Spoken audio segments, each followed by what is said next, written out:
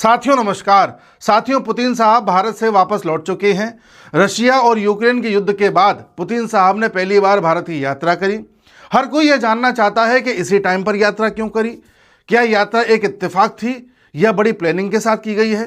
तो जाहिर सी बात है, जियोपॉलिटिक्स में जो कुछ भी होता है, चाहे यात्राएं हो, चाहे कोई बात हो या कोई स्टेप हो, हर चीज़ टाइमिंग के साथ करी जाती है और हर चीज़ का महत्व होता है।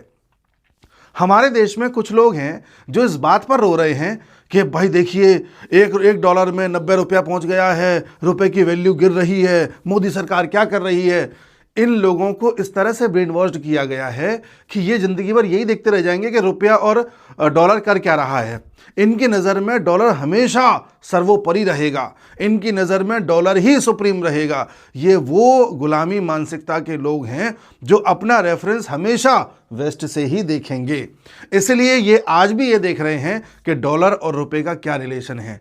ये देख ही नहीं रहे हैं कि आज 20 से ज़्यादा देशों में हमारा रुपया चल रहा है। ये देख ही नहीं रहे हैं आज भारत, रशिया जैसे कई देशों में जो आपसी ट्रेड है वो अपनी लोकल करेंसी में हो रहा है। ये देख ही नहीं रहे हैं किस तरह से डी डॉलराइजेशन हो रहा है। ये देख ही नहीं रहे हैं कि ट्रंप ने अपनी पॉलिसीज़ की वजह से वैसे भी अमेरिका धीरे धीरे अपनी इकोनॉमी में अब गिरने लगा है। ये देख ही नहीं पा रहे हैं कि रशिया ने कितनी चालाकी से अमेरिका और पूरे यूरोप को आज वहां ले जाकर के खड़ा कर दिया है जहां इनका पतन निश्चित है। ऐसी स्थिति में जिन देशों को ऊपर उठना है या जिन देशों को इनकी जगह लेनी है वो रशिया, भारत जैसे ही हैं, चाइना भी है। ये नहीं देख पाएंगे ये। इनको तो वो हो रुपया गिर गया, रुपया गिर गया, रुपया गिर गया। अरे रुपया उठाना होगा, आरबीआई जब चाहेगी तब उठा देगी, कोई बड़ी बात नहीं है, तुम खुश हो जाओगे। लेकिन उससे जो हमारे मकसद हैं, जो हमारी भारत की जो भलाई है वो नहीं हो पाएगी।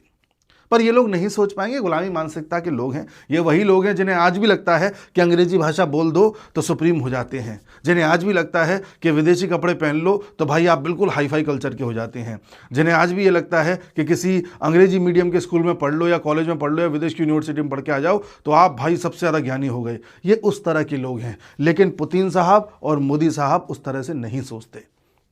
ये उस तरह से नहीं सोचते। मैं एक एक करके सारे प्रूफ आपको दिखाऊंगा और बताऊंगा कि इसी टाइम पर यात्रा क्यों की गई है। सबसे पहले तो एक शिकायत है हमारे प्रधानमंत्री साहब से कि प्रधानमंत्री साहब, अगर मेरा वीडियो आप तक पहुंच जाए, वैसे तो शायद ही पहुंचेगा, तो आप कुछ न करो या ना करो, सबसे पहले दिल्ली के पॉल्यूशन को कम करो, क्योंकि ये भारत की बेइज्जती कराता है कि भारत की राजधानी दुनिया की सबसे पॉल्यूटेड सिटी है। यहाँ पर कोई भी बड़ा राष्ट्राध्यक्ष आता है, कोई मेहमान आता है, तो जाहिर सी बात है वो ये पता करके ही आता होगा कि वहाँ पर पॉल्यूशन कैसा है, क्लाइमेट कैसा है। तो जब वो ये देखता होगा कि अरे ये तो सबसे ज़्यादा पॉल्यूटेड है, चलो फिर भी मुझे जाना तो पड़ेगा, तो इससे भारत की साख गिरती है। भारत कितने भी अच्छे नंबर बना ले दूसरे देशों के सामने या कितनी भी अच्छे एग्रीमेंट्स कर ले, ठीक है, वो अपनी जगह है, लेकिन हमें इस पर ध्यान देना होगा। आप चाहे कुछ भी करें, मेरी दिल्ली सरकार से भी यही विनती है कि आप कुछ भी करो, कैसे भी करो, कोई भी टेक्नोलॉजी लाओ, कितना भी फंड आप जुटाओ, उस पर खर्च करो, लोगों को समझाओ, लेकिन दिल्ली के प्रदूषण को ऐसा कर दो कि दुनिया की सबसे गंदी राजधानी ना रहे। अब इसके पीछे कारण और भी है, देखिए। अच्छा, मैं एक चीज़ आपको दिखाता हूँ, फिर आप समझेंगे चीज़ों को। आपने ये इंटरव्यू के बारे में सुना होगा या देखा होगा जहां पर पुतिन साहब का इंटरव्यू लिया गया था इंडिया टुडे के द्वारा, और ये रशिया में लिया गया था जब पुतिन साहब भारत आ रहे थे, उससे पहले लिया गया था। कई लोगों की नज़रों में अंजना ओम कश्यप या इंडिया टुडे के अन्य एंकर्स अच्छे नहीं होंगे। कई लोगों को लगता होगा इंडिया टुडे ऐसा है वैसा है, अलग चैनल पर अलग अलग राय है। लेकिन साथियों, एक चीज़ पर ध्यान दो, आज एक भारतीय रशिया में जाकर के इंटरव्यू ले रहा है और रशियन प्रेसिडेंट दे रहा है, यह भारत के लिए गर्व की बात है। इसके पीछे भी कारण है। रशिया हर उस चीज़ को अब धीरे धीरे ख़त्म करना चाहता है जो वेस्टर्न कंट्रीज द्वारा डोमिनेंट है। भारत भी अब हर उस चीज़ को ख़त्म करना चाहता है जो गुलामी मानसिकता के प्रतीक हैं। हम दोनों साथ साथ चल रहे हैं। पुतिन को क्या दिक्कत थी? पुतिन को दिक्कत थी कि दुनिया में डॉलर ही क्यों चलता है। पुतिन को दिक्कत थी कि दुनिया में ये यूरोपीय कंट्रीज ही अपनी अपनी क्यों चलाते हैं। पुतिन को दिक्कत थी कि ये यूएसए ही अपने आप को सुपर पावर क्यों कहता है, ऐसी क्या बात है इसमें जो हम में नहीं है। तो पुतिन उन चीज़ों को ख़त्म करने पर लगे हुए हैं। अब आप कहीं भी देखो किसी भी बड़े देश में कोई बड़ा राष्ट्राध्यक्ष जाता है तो पता है कौन से न्यूज़ चैनल पहुंचते हैं? बीबीसी, न्यूयॉर्क टाइम्स, इस तरह के विदेशी अखबार और चैनल्स जाकर के इंटरव्यू लेते हैं और छापते हैं। धीरे धीरे बीबीसी ने वो जगह प्राप्त कर ली है कि आज बीबीसी जो भी छाप देता है हम उसी को सत्य मान लेते हैं। क्यों हमारा कोई अखबार या न्यूज़ चैनल ऐसा नहीं कर सकता? क्यों रशिया का नहीं कर सकता? हमें इस पर ध्यान देना चाहिए। क्या कमी है हमारे पास? ठीक है, हमारे यहाँ न्यूज़ चैनल्स कुछ इस कदर गिर गए हैं कि उनकी साख पर अब बट्टा लग चुका है, लेकिन हमें वो भी इंप्रूव करना होगा। जब ये बड़े बड़े मंचों पर जाएंगे तो जाहिर सी बात है ये भी हिसाब किताब से बात करेंगे। तो पुतिन एक नया कल्चर सेट कर रहे हैं कि भाई हमें अपने लोकल मीडिया का ही प्रयोग करना है। पुतिन भारत आ रहे हैं, ठीक है, रशिया और भारत की बात हो रही है, इसको छापने के लिए क्या हमें यूके के मीडिया की जरूरत पड़ेगी? इसे छापने के लिए क्या हमें कतर के मीडिया की जरूरत पड़ेगी, अल जजीरा? इसे छापने के लिए क्या हमें न्यूयॉर्क टाइम्स की जरूरत पड़ेगी? और फिर ये अखबार या ये न्यूज़ चैनल पता क्या करते हैं? अपने हिसाब से नैरेटिव तय कर देते हैं। ये बातों को उस तरह से लिखेंगे कि लगेगा कि हाँ ये रशिया और भारत तो बेकार है। तो उन चीज़ों से हमें बचना है। और यही चीज़ रशिया जब भारत आए या पुतिन साहब भारत आए तो बात आगे बढ़ी कि रशिया टुडे, जैसे इंडिया टुडे है ऐसे ही रशिया टुडे भी अब भारत में चीज़ों को आगे प्रकाशित करेगा, एक तरीके से रशिया की वॉइस बनेगा। ठीक है जी, ये जो टुडे वर्ड्स हैं ये भी बाहर से लिए गए हैं, पर ठीक है, चैनल तो अपने ही है। अब एक चीज़ और देखिए आप, क्यों हम विदेशी अखबारों का या विदेशी न्यूज़ चैनल्स का विरोध कर रहे हैं?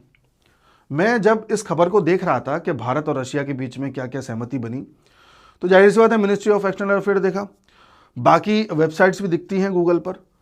उन वेबसाइट्स में से मैंने बाहर की वेबसाइट्स को देखा, उसमें से एक अल जजीरा दिखी। सबसे पहले ये दिख रही थी। अल जजीरा ने ये पूरा कवर किया है इंडिया रशिया का, पूरा जो कुछ भी मुलाकात रही है। तो इसमें अब आप एक चीज़ देखिए, शुरुआत देखना, शुरुआत। अच्छा, अल जजीरा में भी लेख किसने लिखा है, छापा किसने है? बाय यशराज शर्मा, कोई भारतीय है, नई दिल्ली से लिखा है। क्या लिखा है देखिए, under a thick blanket of smoke in the world's most polluted city, the leaders of Russia and India put on a display of diplomatic resilience. यानी पहली लाइन क्या लिखी है? दुनिया की सबसे पॉल्यूटेड सिटी के धुएं के एक मोटे ब्लैंकेट के अंदर भारत और रूस के राष्ट्राध्यक्ष मुलाकात कर रहे हैं। यानी कि इस आदमी ने पहली ही लाइन में अपने देश की बेइज्जती करी है, उसके बाद आगे बढ़ा है। इसलिए हमें अपने मीडिया को आगे बढ़ाने की आवश्यकता है। यहां इसे अल जजीरा जो कह रहा है या अल जजीरा जैसा टेम्पलेट सेट करना चाह रहा है उस तरह से लिखना पड़ेगा, इसलिए ये ऐसा लिख रहा है। मैं मानता हूं मेरे देश की यह समस्या है, पर जरूरी है इस समस्या को सबसे पहली लाइन में गाया जाए, या इस पूरे लेख में जरूरी था इस समस्या को उल्लेख किया जाए? लेकिन यह करवाया जाता है जिससे दुनिया में संदेश जाए। ठीक है साहब, इसलिए जरूरत है अपने अपने मीडिया की। यही प्रयास रशिया कर रहा है और यही पुतिन ने संदेश देने का प्रयास किया है उस इंटरव्यू के माध्यम से जो मैंने आपको यहां दिखाया है।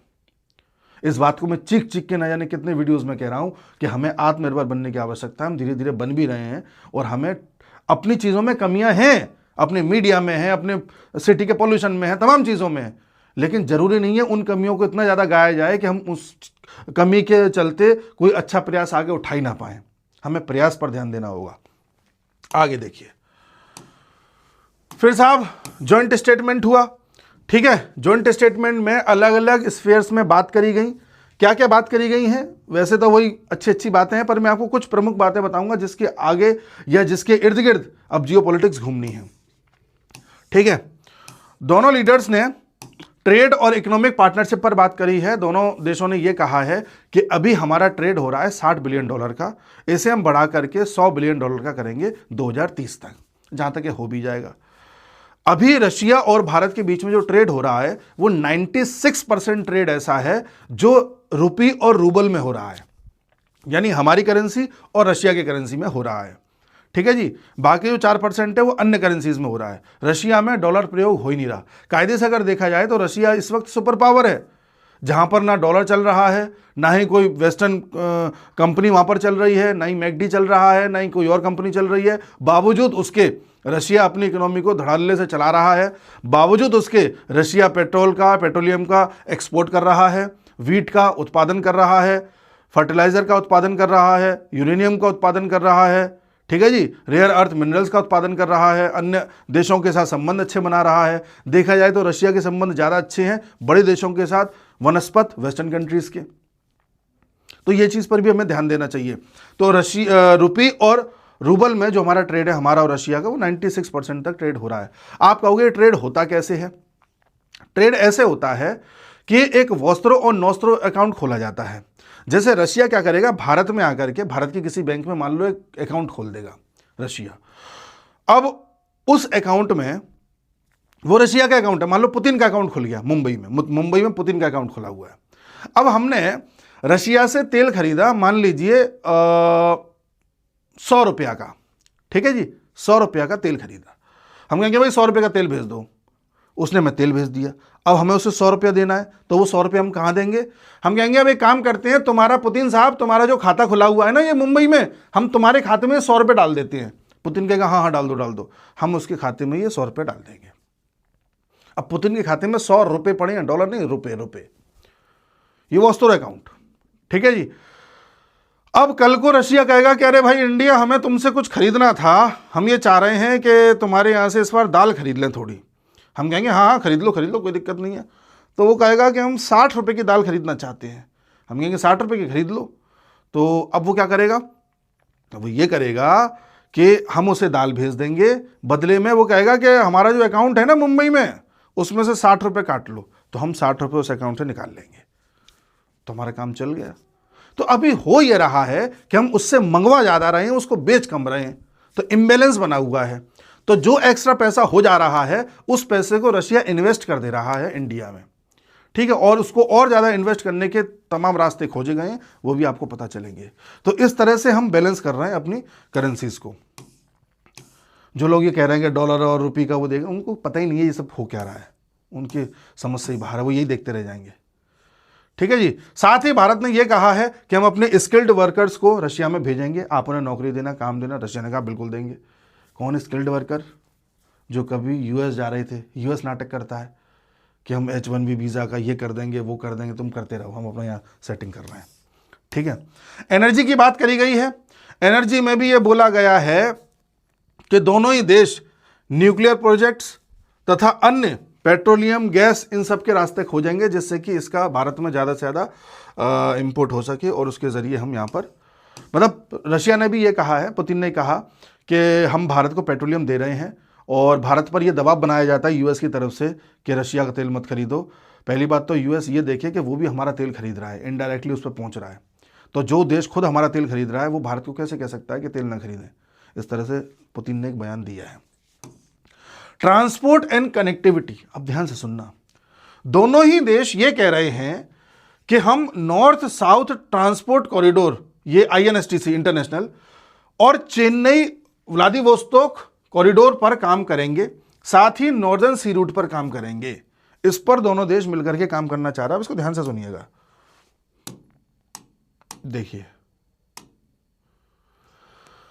एक साहब रूट बनाया जा रहा था जो लंबे समय से इस पर काम चल रहा है, जिसे INSTC रूट बोलते हैं, international north south transit corridor, ठीक है।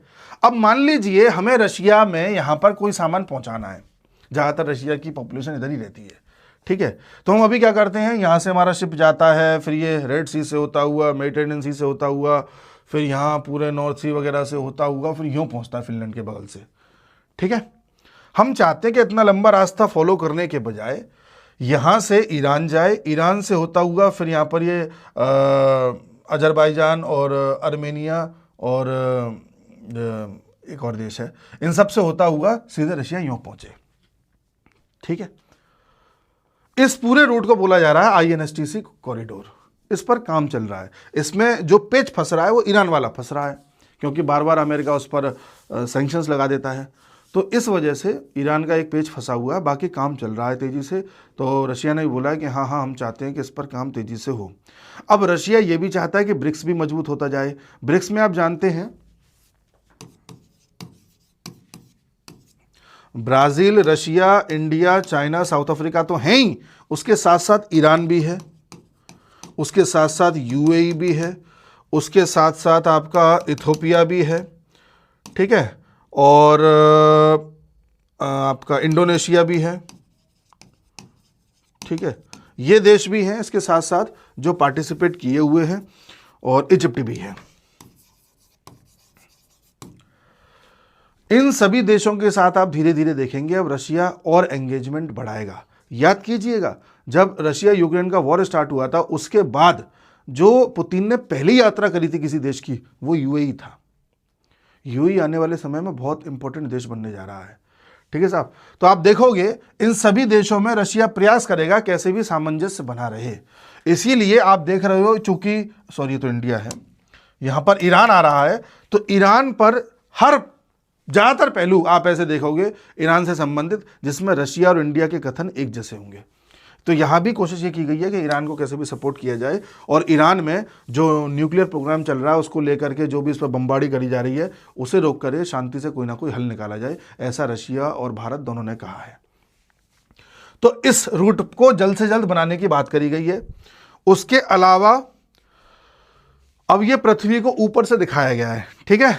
मैं आपको मैप में दिखाऊं अगर, तो जैसे यहां से एक रूट बनाया जाएगा जो ऐसे होते हुए यहां सामान पहुंचाएगा, समझ रहे हो, फोटो ऊपर से लिया गया है।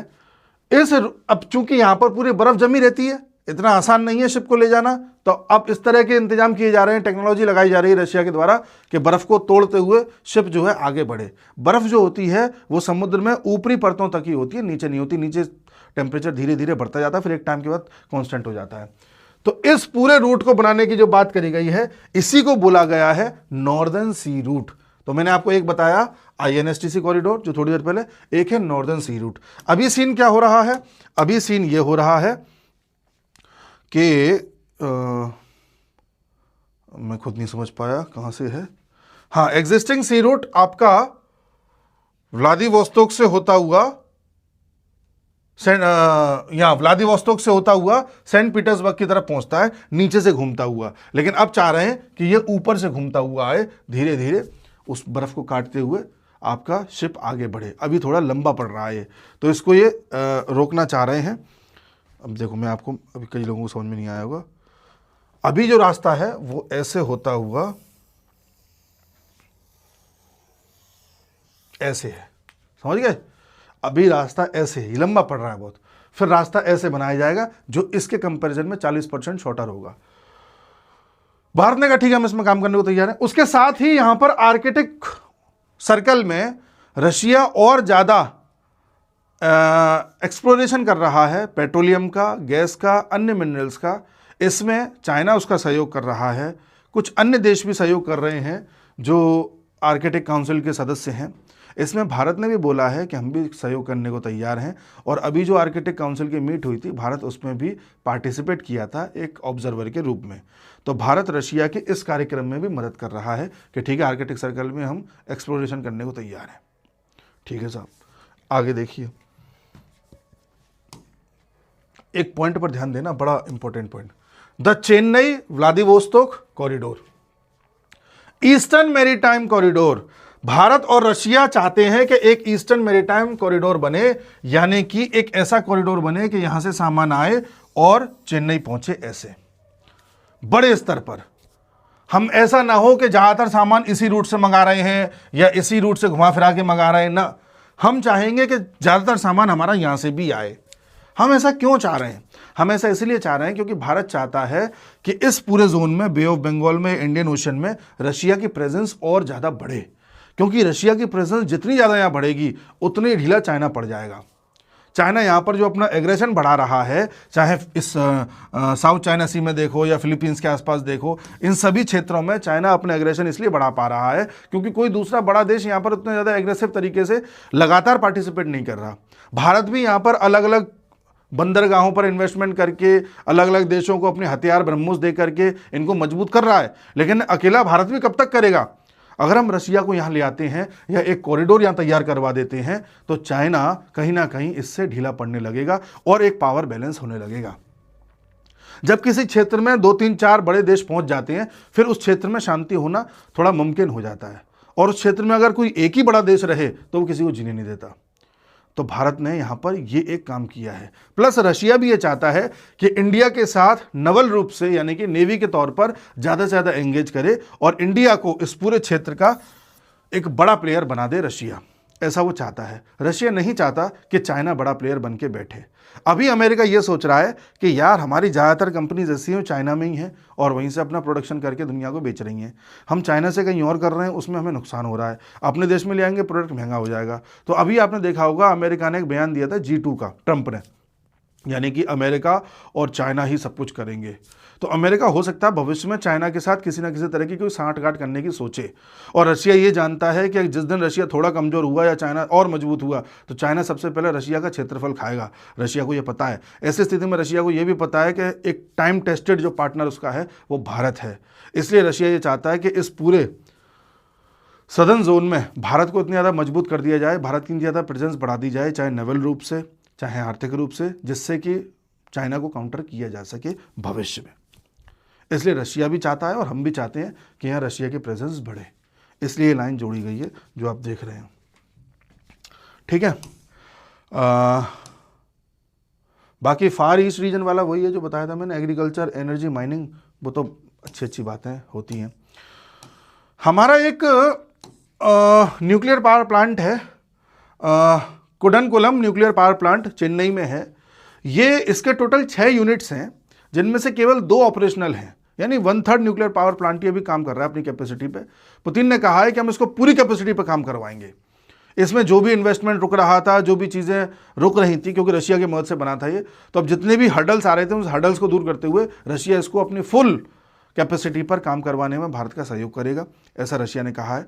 और भारत का भी 2030 तक जो एनर्जी नीड्स हैं, जो इलेक्ट्रिसिटी नीड्स है, वो दुगनी होने वाली है। तो उन सब चीज़ों को देखते हुए भी हमें अपने न्यूक्लियर पावर प्लांट्स को और ज़्यादा कैपेसिटी वाला बनाना होगा। रशिया उसमें तैयार है। ठीक है। और मिलिट्री टेक्निकल कोऑपरेशन में यही बोला गया है कि जितने भी इक्विपमेंट्स हम रशिया से लेते हैं उनके जितने भी स्पेयर पार्ट्स हैं वो सब भारत में बनाए जाएंगे रशिया की मदद से, और मेक इन इंडिया के तहत इस कार्यक्रम को आगे बढ़ाया जाएगा। हालांकि जैसे अब हमको मान लो SU-57 चाहिए, तो अभी रशिया ये नहीं है कि भारत में पूरा का पूरा बना देंगे, पूरा बनाने में भी टाइम लग जाएगा। इतनी देर में तो हम अपना ही बना लेंगे। अगर हमें इमरजेंसी तौर पर कहीं से चाहिए होगा तो अब देखते हैं, या तो रशिया से लेंगे, रशिया से लेना पड़ेगा, और कहाँ से लेंगे, तो भी हमें बनाए लेना पड़ेगा। हम बनाने पर जोर नहीं दे सकते। ठीक है, भविष्य में देखा जाएगा।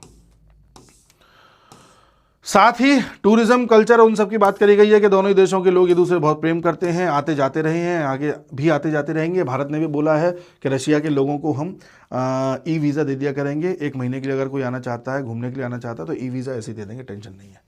साथ ही UN में और मल्टीलेटरल फोरम पर दोनों देश एक दूसरे का सहयोग करेंगे, तो करते ही आए हैं।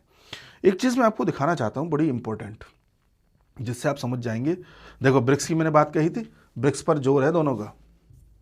ये लोग हो सकता है कोई ना कोई करेंसी ऐसी ले आएं जो ब्रिक्स के देश आपस में इस्तेमाल कर लें। ऐसा रशिया चाह रहा है, भी बाकी देश नहीं चाह पा रहे हैं। काउंटर टेररिज्म की बात करी गई है कि दोनों ही देश टेररिज्म से परेशान हैं, और टेररिज्म कहाँ से उत्पन्न होता है दोनों ही देश जानते हैं, ऐसा मोदी साहब ने कहा है।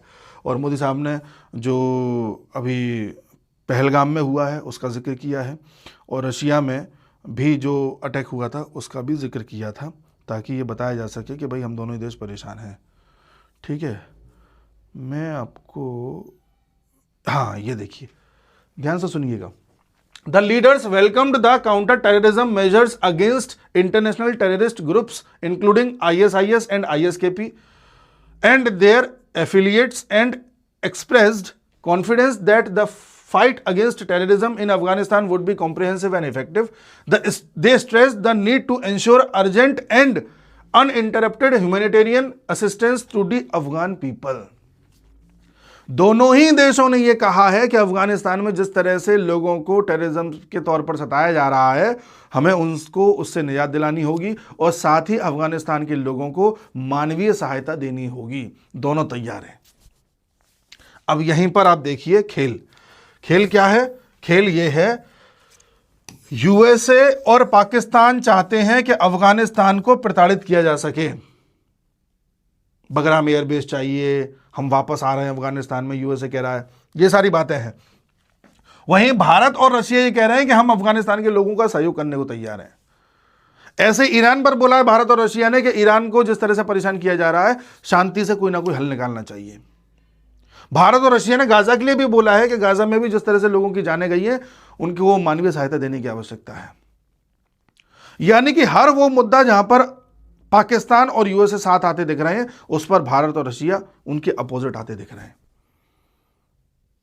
तो अफगानिस्तान अब बड़ा ही एक मेजर पॉइंट बनता जा रहा है जियोपॉलिटिक्स में। ठीक है, तो अगले पॉइंट पैराग्राफ में वही बात लिखी है कि गाजा में मदद करनी है ना। ये सारी बातें हैं जो आपको पता होनी चाहिए।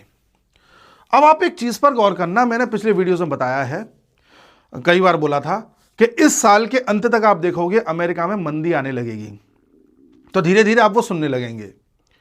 और देख लीजिए इसी साल के अंत में पुतिन ने भारत की यात्रा करी है। कहीं ना कहीं यह संकेत है दुनिया के लिए कि साहब अब दुनिया को एक नई शुरुआत की जरूरत है, दुनिया को एक नए ऑर्डर की जरूरत है। पुतिन की यात्रा इस शुरुआत की एक तरीके से झलक है, जहां मीडिया के तौर पर, एनर्जी के तौर पर, करेंसी के तौर पर, रूट्स के तौर पर, वर्कर के तौर पर, हर क्षेत्र में आप देखो भारत और रशिया एक नए आयाम दे रहे हैं दुनिया को। जहां पहले यह सोचा जाता था कि भाई इस चीज के लिए तो यार अमेरिका पर निर्भर रहना पड़ेगा, इस चीज के लिए यूरोप पर निर्भर रहना पड़ेगा, वहां रशिया और भारत दुनिया को यह दिखा रहे हैं कि हर समस्या का समाधान हम पे है। भारत ने तो यह भी बोला है कि रशिया जो कैंसर की वैक्सीन बना रहा है या कैंसर के प्रति जो भी काम कर रहा है, भारत उसमें सहयोग करने को तैयार है। दोनों ही देश अपनी अपनी यूनिवर्सिटीज, हमारी दिल्ली यूनिवर्सिटीज, उनकी भी यूनिवर्सिटी मिलकर के स्पेस कार्यक्रम में काम करने को तैयार है। तो दुनिया को सॉल्यूशन दिखाया जा रहा है। और एक चीज पर गौर करना, अभी जब पुतिन साहब भारत आए थे उससे पहले एक बयान दिया था इन्होंने कहा था कि पूरे के पूरे यूरोप से लड़ने के लिए तैयार है रशिया, आ जाओ सबके सब। तो रशिया यह बता रहा है कि अगर लड़ाई की बात आती है तब भी रशिया इतना सक्षम है कि इनसे लड़ सकता है सबसे। रशिया और भारत मिलकर यह दिखा रहे हैं कि जब मार्केट की बात आ सकती है तो देखो दोनों ही देश बिना डॉलर के भी ट्रेड कर सकते हैं। रशिया और भारत यह दिखा रहे हैं कि दोनों ही देश देखो एनर्जी की भी सारी नीड्स पूरी कर सकते हैं, एग्रीकल्चर की भी कर सकते हैं, स्किल्ड लेबर भी दोनों के पास है, टेक्नोलॉजिकल सहयोग भी कर सकते हैं। अफगानिस्तान, गाजा, ईरान जैसे लोगों को आर्थिक और ह्यूमैनिटेरियन सहायता भी दे सकते हैं अगर जरूरत पड़े तो, और ब्रिक्स जैसे संगठन बनाकर के उसे मजबूत भी कर सकते हैं। दुनिया को एक नया रास्ता दिखाया जा रहा है, इसलिए यह यात्रा की गई है। अब दुनिया के कई देशों को जरूरत पड़ेगी इन अलग अलग चीजों की।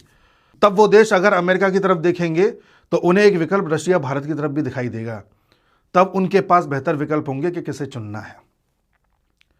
इसलिए मैंने कहा था कि इस साल के अंत तक आप देखना, एक तरफ कुछ चीजें डूबने लगेंगी और बाकी चीजें उठने लगेंगी।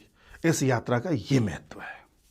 साथ ही एक बात और कहना चाहूंगा कि आप में से कई लोग कह रहे थे और कई लोगों को ज़रूरत भी थी, इसलिए मैंने पिछले कुछ महीनों में अपने आप को खपाते हुए एक किताब तैयार करी है जो आपके कंपटीशन में बहुत काम आएगी। अगर आप मान लीजिए किसी तरह से यूपीएससी की या किसी स्टेट पीसीएस की, SSC, bank PO, clerk, CUET, MBA, RRB, NDA, CDS, CAPF, CRPF, किसी भी तरह के एग्जाम की तैयारी कर रहे हैं और 2025 का पूरा फैक्ट और डिटेल को तैयार करना चाहते हैं इंक्लूडिंग स्टैटिक पोर्शन, तो किताब तैयार की गई है जनरल नॉलेज एक्सप्लोरर 2026।